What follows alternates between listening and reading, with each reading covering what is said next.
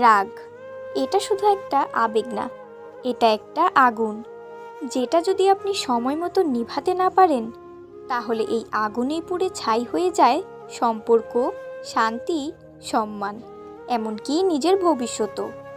রাগ একটা অনুভূতি, কিন্তু আমরা এটাকে বানিয়ে ফেলি অভ্যাস। আজকাল মানুষ খুব সহজে রেগে যায়, তুচ্ছ কারণে সম্পর্ক ছিন্ন করে, ছোট কথায় গালমন্দ করে বসে, তারপর একা ঘরে বসে আফসোস করে আমি যদি চুপ থাকতে পারতাম। কিন্তু তখন আর কিছু করার থাকে না, কারণ রাগের সময় বলা শব্দ ছোড়া কথা আর কষ্ট দিয়ে ফেলা আচরণ ফিরিয়ে আনা যায় না। রাগ আমাদের সবার মধ্যেই আছে, কিন্তু রাগকে কে নিয়ন্ত্রণ করে আর কে রাগের কাছে হেরে যায়, সেই পার্থক্যই আমাদের জীবন গঠনের পথ ঠিক করে দেয়। রাগ কখন আসে? যখন কেউ আমাদের অপমান করে, আমাদের ভুল বোঝে, কথা না শুনে উল্টো কথা বলে, আমাদের ওপর অভিযোগ তোলে। আবার রাগ আসে নিজের ভিতরের অক্ষমতা, ইগো আর অহংকার থেকে। আমরা নিজেদের অনেক বড় ভাবি, এবং যখন কেউ সেই ভাবনার সঙ্গে মেলে না, তখন রাগ জন্মায়। কিন্তু আপনি কি জানেন, রাগে কখনো সমস্যার সমাধান হয় না, বরং রাগ সমস্যা আরও বাড়িয়ে দেয়। সম্পর্ক নষ্ট হয়, কাজের গতি কমে যায়, এমনকি শরীরও অসুস্থ হয়ে পড়ে। যারা বেশি রেগে যান তারা ধীরে ধীরে হার্টের সমস্যা, উচ্চ রক্তচাপ আর মানসিক বিষণ্ণতায় ভুগে থাকেন। কারণ রাগ আমাদের শরীরের ভিতরে নেগেটিভ হরমোন তৈরি করে, যা আমাদের ধ্বংসের দিকে নিয়ে যায়। তাহলে উপায় কি? রাগের ঔষধ কি?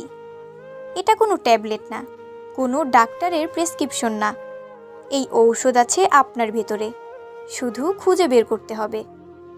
প্রথমত, যখন আপনি রেগে যান তখন সাথে সাথে চুপ হয়ে যান। কিছু না বলাই সেই সময় সবচেয়ে বুদ্ধিমানের কাজ। আপনি তখন যদি কথা বলেন, আপনি যা মন থেকে বলতে চান না তাও বলে ফেলবেন। এরপর অনুশোচনা আপনাকে কষ্ট দেবে, তাই চুপ থাকুন। পানি খান, কিছুক্ষণ হাঁটুন, স্থান পরিবর্তন করুন, নিজেকে একটু সময় দেন। এটা খুব শক্ত, কিন্তু ধীরে ধীরে অভ্যাস করলে সহজ হয়ে যাবে। দ্বিতীয়ত, বুঝতে চেষ্টা করুন আপনি কেন রেগে যাচ্ছেন। সেটা কি মানুষটা আপনাকে ইচ্ছা করে কষ্ট দিচ্ছে, নাকি আপনি নিজেই অতিরিক্ত সংবেদনশীল হয়ে যাচ্ছেন? অনেক সময় রাগ আসে ভুল বোঝাবুঝি থেকে। কেউ একটা কথা বলল আর আপনি ভেবে নিলেন সে আপনাকে অপমান করেছে, কিন্তু বাস্তবে হয়তো সে আপনার ভালোর জন্যই বলেছিল।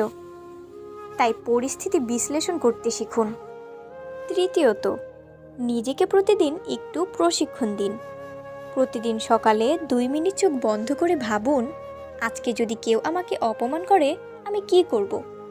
মানসিকভাবে প্রস্তুত থাকলে রাগ সহজে আসে না, নিজের ভেতর শান্ত থাকার শক্তি তৈরি হয়। আর একটা জিনিস সবসময় মনে রাখবেন, আপনি যদি কাউকে ক্ষমা করতে না পারেন তাহলে আপনি নিজের ওপরই অত্যাচার করছেন। কারণ আপনি যত রাগ ধরে রাখবেন আপনি তত বিষাক্ত হবেন। রাগ কখনো অন্যকে কষ্ট দেওয়ার জন্য যথেষ্ট নয়। রাগ শুধু নিজের শান্তি নষ্ট করে।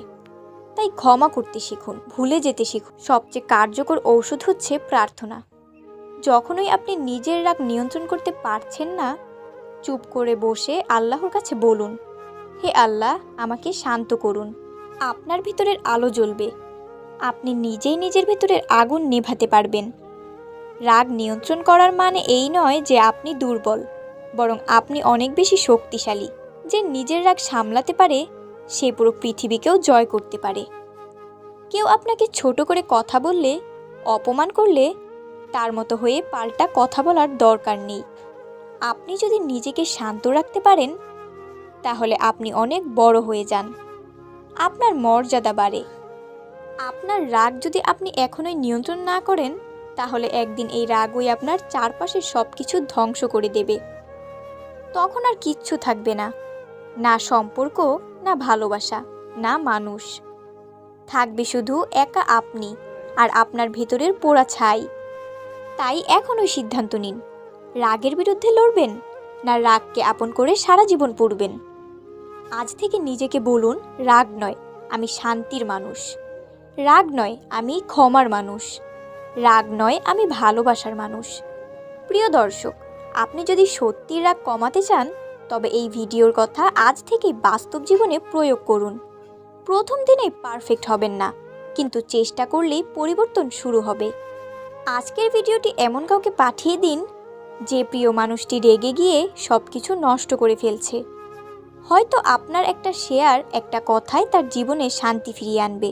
রাগ পুড়িয়ে দেয়, কিন্তু ক্ষমা ও নীরবতা জীবন গড়ে তোলে।